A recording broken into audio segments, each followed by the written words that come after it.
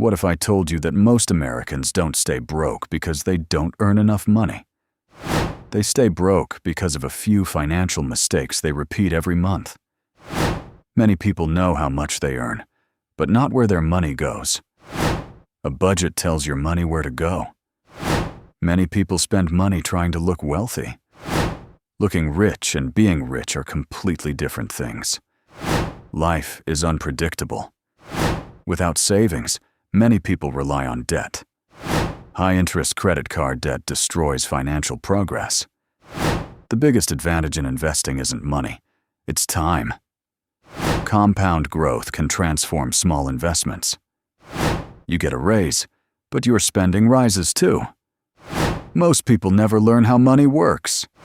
Relying on one income source creates risk. Many people fall for shortcuts.